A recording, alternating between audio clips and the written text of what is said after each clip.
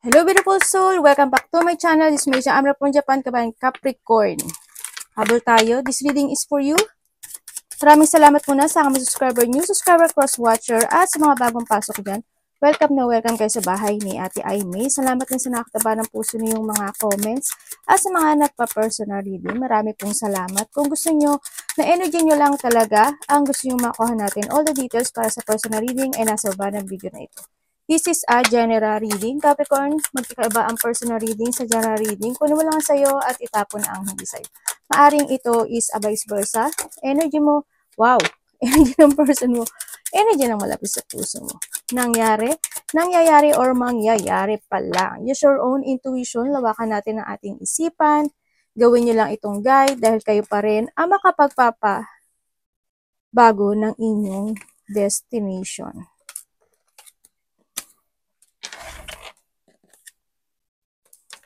Meron tayong 2, 32, 33, 36. Baka lucky number nyo to, oh. 2, 26, 32, 33, 36, and number 8. I-plus-plus nyo yan, o ano nyo yan. Kasi meron tayong may mananalo sa gamble. Hindi man kayo lahat, sana energy nyo ang nating nakukuha. Wala ko ito nakukuha sa'yo. Or, maaring kayo is lucky sa ibang aspeto ng buhay nyo. Okay? Hindi lang kayo sa gamble. May mga aspeto ng buhay nyo na magiging maswerte kayo. Para kay Capricorn. 6. Okay. Kano ito nakuha? Parang, hindi iba. Iba pala yung nakuha ko. Okay, maring relate ka kay Aquarius, no? And we have the Saturn. Number 6. Okay.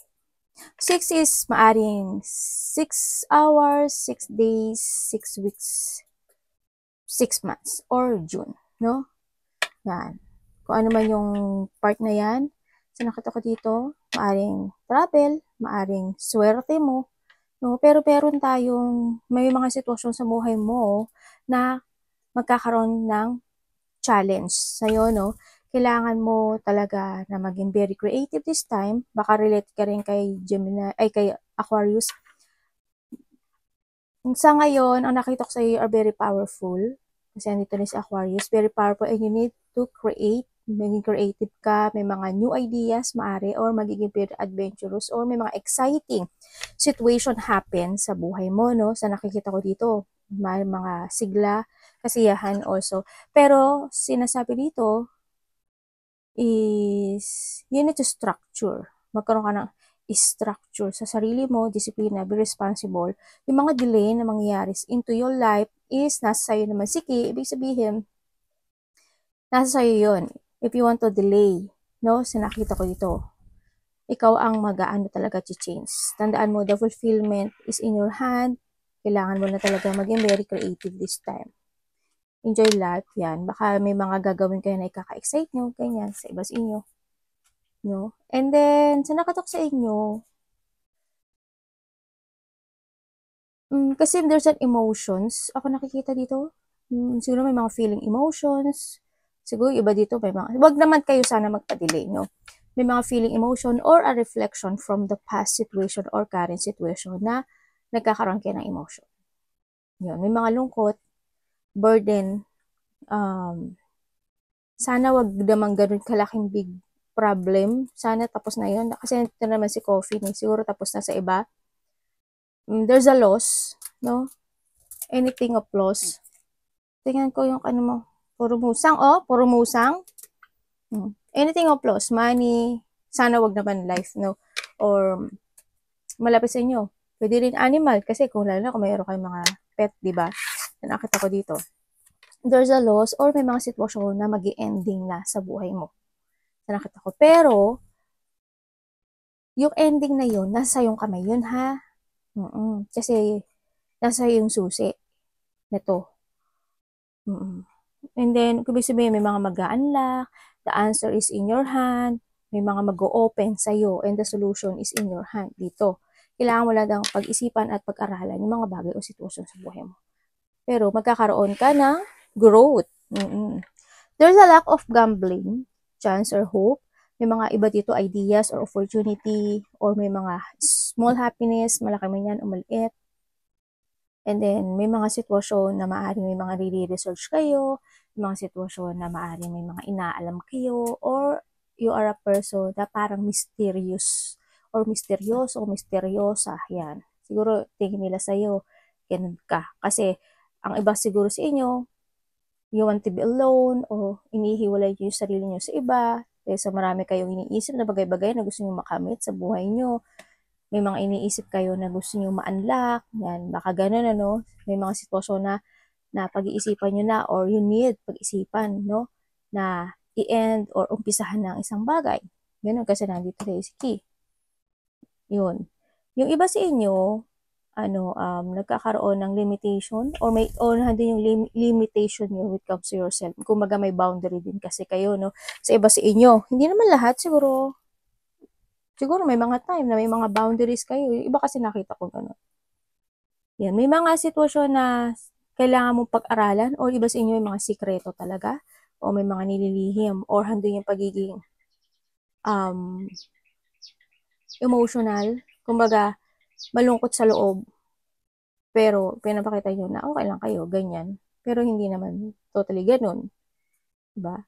Pero wag kayo mag-focus in your emotions, no? Sa nakita ko dito. Yung iba siguro mahilig sa kape is life. Kape is life.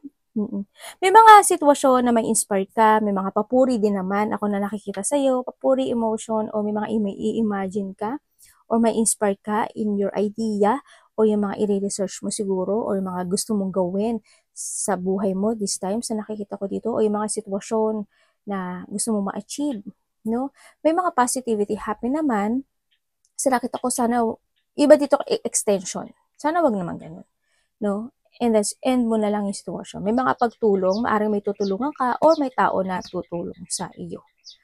May mga sitwasyon na magkakaroon ng may magbabago naman mangyayari sa'yo. Kasi nandito tayo sa'yo si Key. Huwag ka lang mag-focus more into sa emotions mo. You need to trust more your intuition dito. Listen to your inner voice, ha? Sa nakita ko dito. Sana walang may nakita kasi ako, sana walang may sakit. Kasi there's an illness, ikaw or malapit sa puso mo. May mga situation na madidepress ka. Sana hope, tapos na yun. Huwag ka lang mag-focus doon. Kasi may mga sadness happen and emotion. No? Tingnan natin ang iyong Capricorn energy.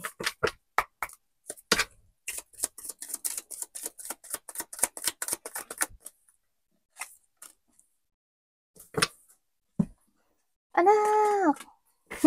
Galit ang anak ko yun.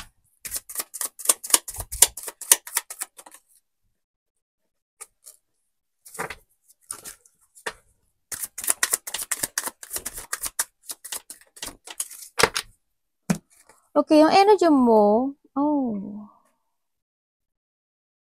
tapos na po to.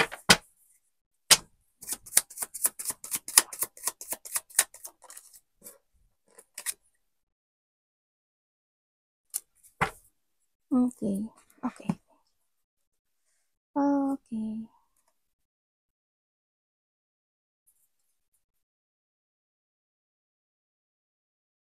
Okay, ang energy mo sa nakita ko sa'yo dito, may mga sitwasyon na maaring nalilito ka, no? May mga sitwasyon na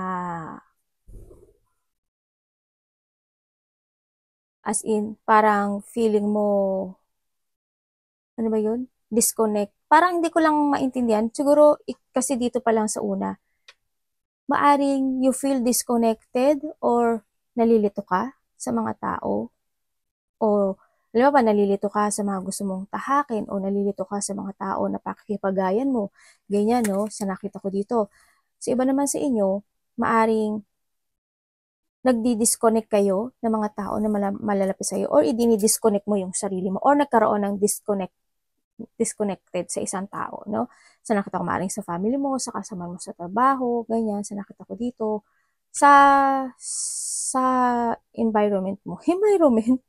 Sa kapaligiran mo. Kasi nakita ko dito, may mga unhappy family, unhappy situation, may mga sitwasyon na you feeling unwelcome sa iba, kuhanin mo lang yung sa'yo dito. May mga sitwasyon na hindi nag-fit sa'yo, hindi nag-fit in no? May mga nagkaroon ng mga lack of support, andun yung, may mga lungkot na naganap, no? Nagkaroon ng mga, sa iba is pagpapabaya, sa iba naman is lack of teamwork, lack of achieving, or lack of community, mga ganyan, mga sitwasyon na nagkaroon ng division, ganyan, or nagkaroon ng mga maaring hiwalayan, paghihiwalay, ganyan. May mga cancellation, or maaring anything cancel, no? May mga nag-cancel. Maaring yung mga bagay na yon o sitwasyon na yon maaring nare-remanizing mo or may isip mo, no? Mga pangyayari na yon sa nakikita ko dito. Pero ang nakikita ko sa'yo dito is kailangan mo magkaroon, parang handito ka sa sitwasyon mo na may isang bagay sa buhay mo na naging malungkot o hindi naging maganda o hindi naging stable, no? Sa buhay mo na maaring matapos na yon kasi nandito si Fool. Ibig sabihin, kailangan mo ibalik muli yung sarili mo or free yourself sa isang sitwasyon mo na tapos na, no? Sa nakikita ko dito. Kailangan mo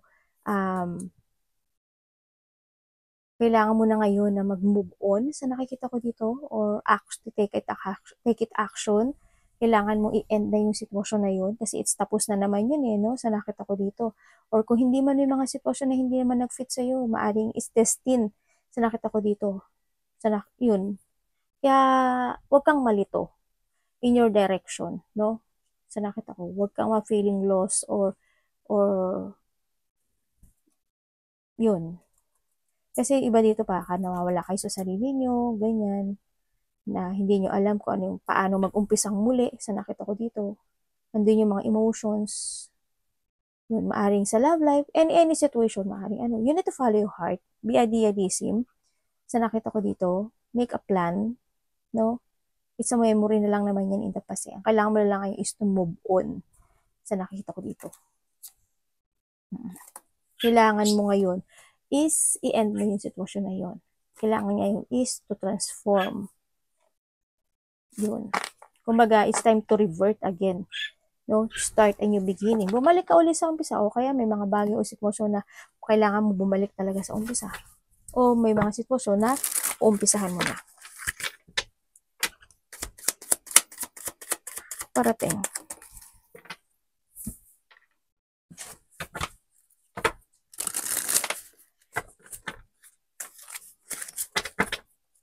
Ano po to?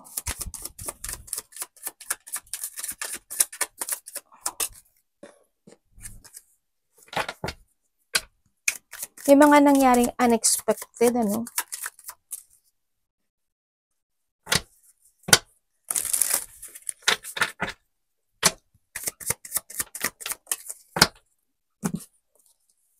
Okay. Ang parating sa'yo, yung iba sa inyo maaaring maging busy kayo. Ganyan. Yung iba sa inyo, andito kayo sa isang sitwasyon sa buhay nyo na may mga didesisyonan kayo or may mga actionan kayo this time sa nakikita ko dito. Pero, when it comes on decision and action, ang nakikita ko dito, sana, siguro in the past,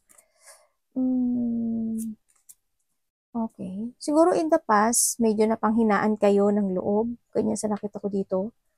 No? In this time, ang parating sa'yo, kailangan mo daw magdesisyon o manindigan sa isang sitwasyon mo o kinakala mo magsalita man yan or mag-movement no, sa mga bagay o sitwasyon na napanghinaan ka noon. Ngayon daw, kailangan mo na umaksyon. Hindi mo naman kailangan na ibalik mo yung sarili mo sa dating ikaw. No? Kumbaga, you need to release yourself doon sa mga bagay o sitwasyon na nakakapagpapastress sa'yo, nakakapagpa-frustrate sa'yo, ganyan. Don't focus doon o huwag ka magpatrap doon sa bagay na yun, no? Kasi hindi rin siya makakatulong sa'yo. Huwag mo kasi nangyari na yun, no? O kinakailangang mangyari yung mga bagay na yun o sitwasyon. Sa ngayon na lang is kailangan mo ibalik yung confident mo, yung mga bagong pananaw mo sa kinabukasan, kailangan mo ng new direction o kailangan mo ng new mental health this time sa nakita ko dito. Kailangan mong pag-isipang maigi yung, kasi nasa sa'yo sige, kailangan mo pag-isipang maigi na kailangan mo na mag-move on o kailangan mo nang mag-action, no? Sa nakikita ko to, kailangan mo ngayon is positive destination or clear path. Kung magawa ka magpakulong dun sa bagay na yun o sa sitwasyon na yun, sa nakikita ko dito. Huwag ka mag-isolate or, kasi nangyari na yun, di ba? Nangyari yun. Ang kailangan mo na lang ngayon is to forgive yourself, forgive others, or movement.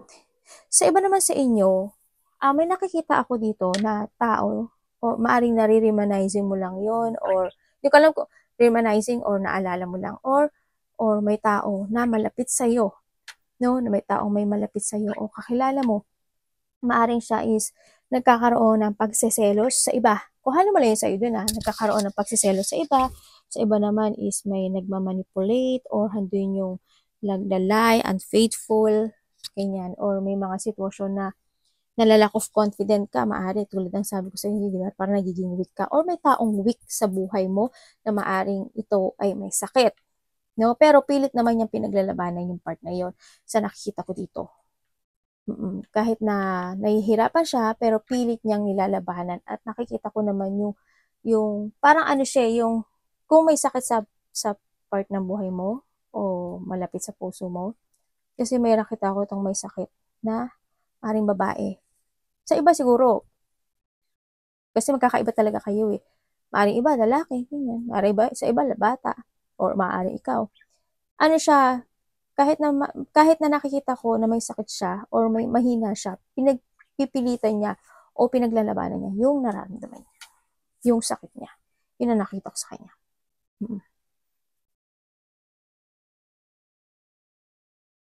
May taong nag-aaral ba kayo?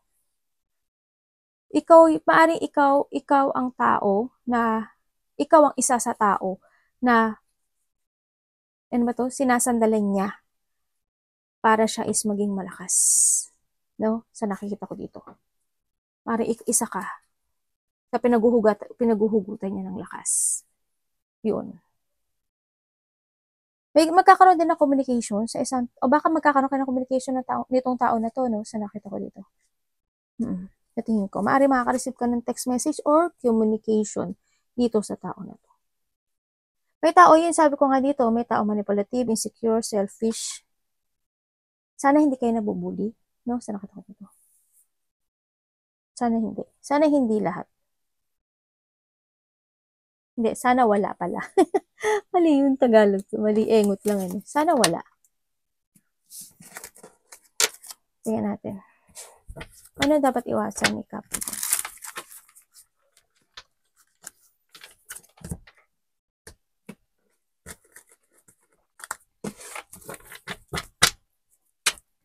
Ano dapat mong iwasan ni Capricorn? Anak! Doon! Delikado sa iyong card eh. Bakit po ito ang dapat na iwasan? Ano ibig niyo sabihin, universe?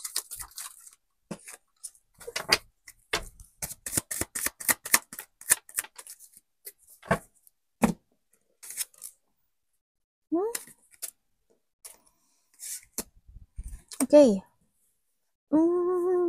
Okay, iwasan mo daw isang sitwasyon sa buhay mo na, alam mo yung situation na nalalack of confident ka o yung napanghihinaan ka ng loob, pero ano ba yun? Hindi mo pinapakita sa lahat. Okay naman yun. Hindi naman niya sinabi na show up, di ba? Hindi naman sinabi niya pakita mo. Hindi.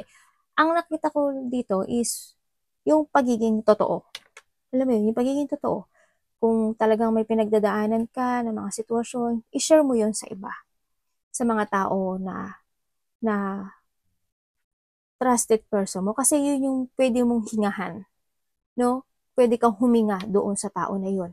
Yung alam mo na pwede mong hingahan, pwede mo siyang sandalan, yung mga ganun.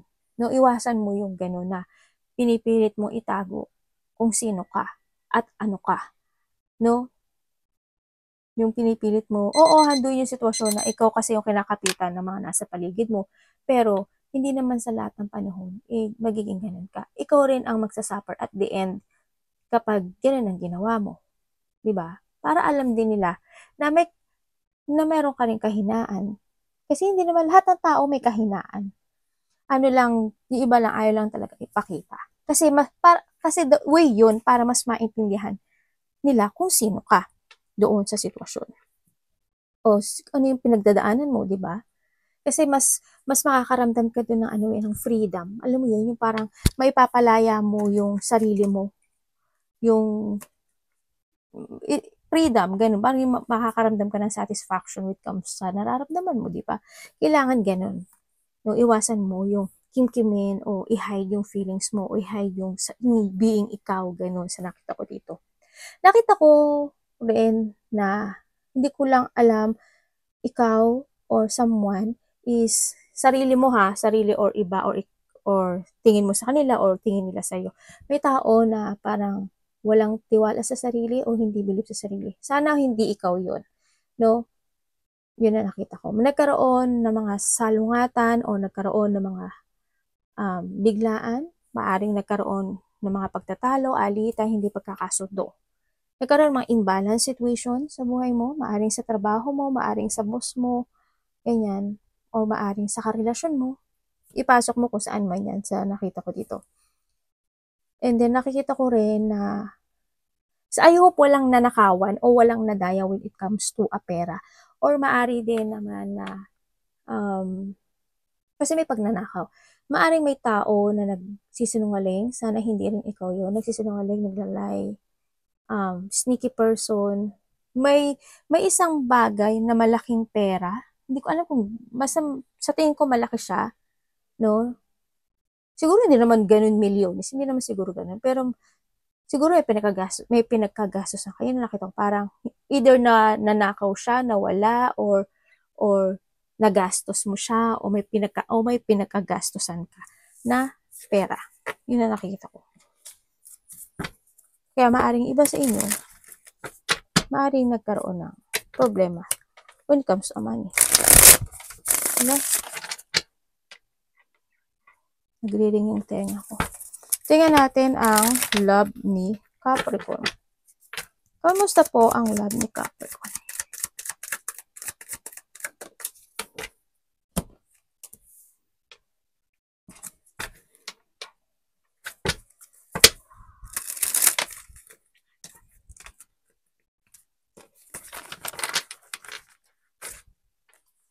Tandaan nyo, yung love is sa lahat.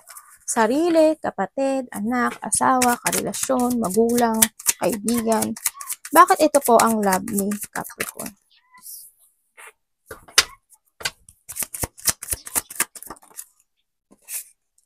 Okay.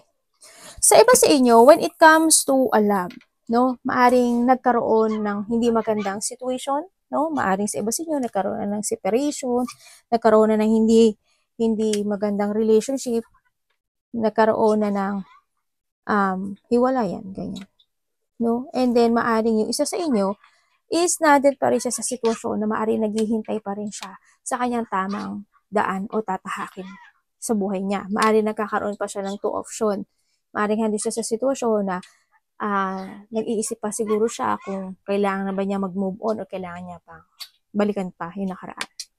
Sa nakita ko dito, no? Yun. Sa iba naman sa inyo, handito kayo sa sitwasyon nyo na nagkakaroon na kayo ng mga bagong plano at hindi pa kayo ganoon ka-interesado when it comes to relationship sa iba sa inyo. No, maaring iba sa inyo is focus na kayo sa inyong mga gagawin na sa family nyo, sa trabaho nyo, sa stability nyo, ganun. Maaring nagkakaroon ng mga pagpaplano to keep moving para sa inyong mga goal this time, no, sa nakita ko dito. At nag-iisip na rin kayo to move on, to start a new beginning into your life. No? Kung maganahan dito na kayo sa inyong horizon ng buhay nyo, oo, nagkaroon ng mga dipon, mga battle, o mga sitwasyon, mga pinagsisihan mo, maaari nagkaroon ng mga pagbabackstab in this relationship, na din yung pagtataksil, paglalay, no? Ang daming hindi naging maganda. Andun na ginawa kang maaring ginawa ka isa sa option nitong tao na to, ganyan, so nakita ko dito. And you need now na ikat yung tao na to, or maaring kinat mo na siya, or kinat ka niya sa buhay mo. Maaring itong tao na to is hot and cold sa'yo, sa nakikita ko dito. Yun. Pero ang nakikita ko dito, kung kayo is nagkahiwalay nitong tao na to, maaring one of this day, maaring nangyari na sa iba, in the past 3 days, 3 weeks, or 3 hours, or mangyayari pa lang, ay maaring magkaroon kayo ng communication nitong tao na to. Sa iba, maaring magkaroon kayo. Sa mga mag-aasawa, ay, baliktad.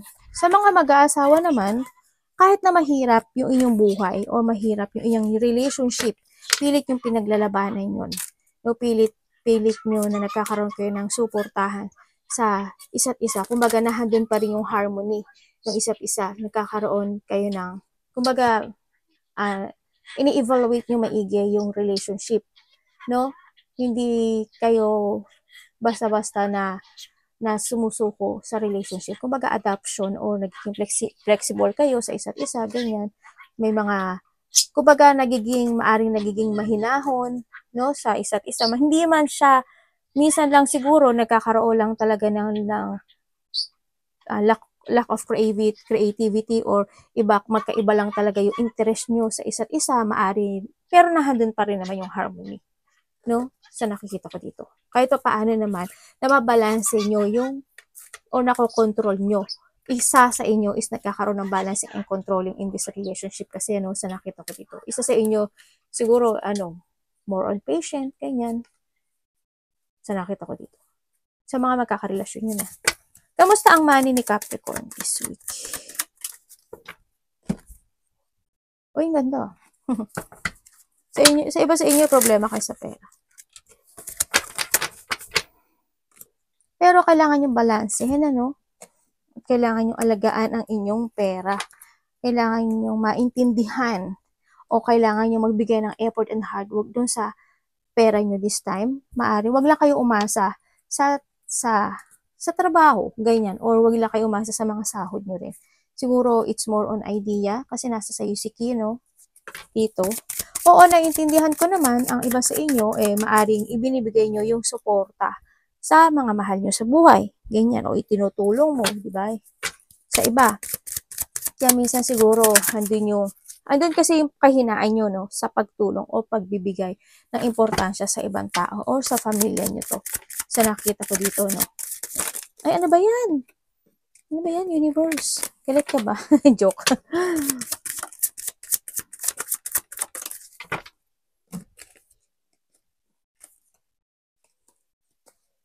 Okay.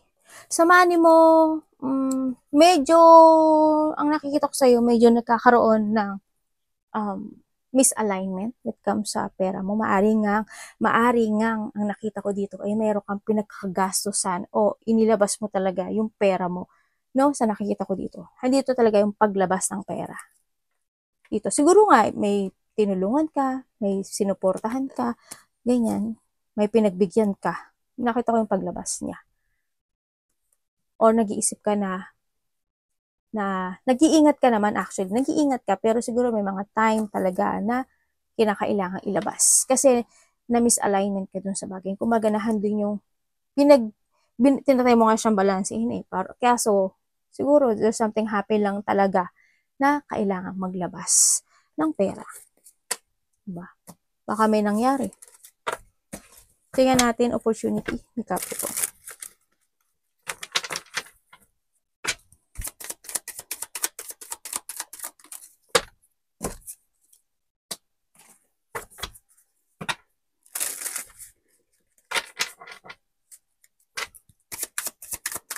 Ay meron tayong Taurus, Pisces, Leo, Sagittarius, Scorpio, and Virgo. Tapos na to, universe.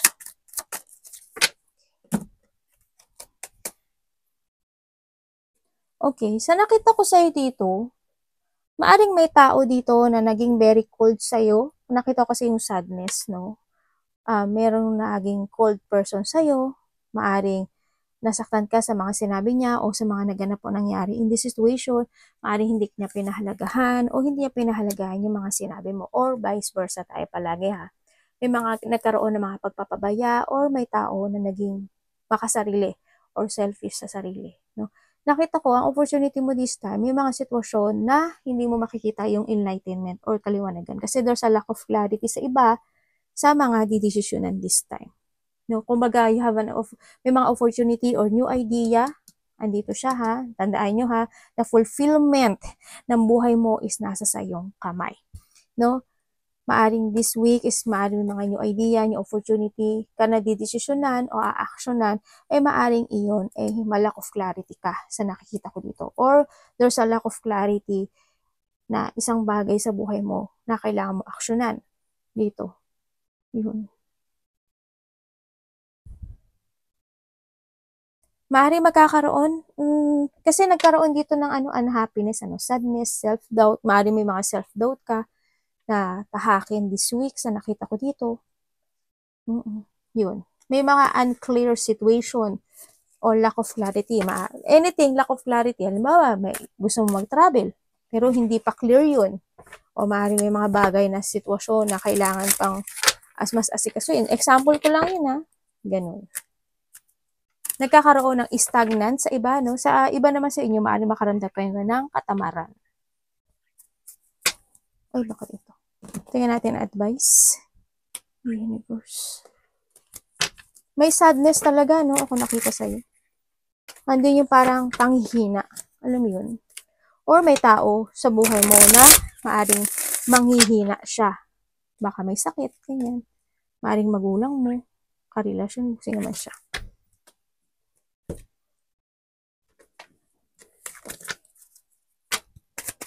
Advice Universe.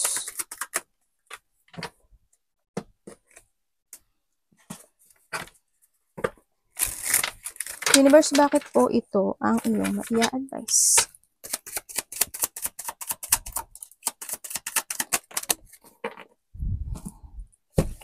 Aray ko. Okay. Ang advice niya sa iyo, sa nakikita ko dito, you need to trust more to your intuition or you need to focus to yourself, no? Sa nakikita ko to. You need to be very creative this time. I-release mo yung mga sitwasyon o i-release mo yung sarili mo or escape mo yung sarili mo. Sa isang sitwasyon na nagkakaroon ng frustration o hindi ka nagiging masaya, huwag kang magkaroon or mag-focus to a negative thought or hindi yung sitwasyon na kailangan mo ngayon is start a new beginning sa buhay mo. Or hindi man niya sinasabi na magmadali ka into your life or any situation na gusto mo actionan this time, pero ang sinasabi dito, you need to give an effort, to give an hard work, or focus, or maging practical ka, or magkaroon ka ng progressing dito sa sitwasyon para magkaroon ng development doon sa bagay na yon o sa sitwasyon na yon. Yun ang sinasabi sa'yo. Slowly but surely na magkaroon ka ng development or improvement, no, dun sa bagay o sa sarili mo, ganyan, sa nakita ko. You need to be very creative and patient, no, patient. Maging practical, patient, focus, and kumbaga, kailangan mong magkaroon ng dedication when it comes sa yung mga goals. Grounded and calm lang, ganun lang.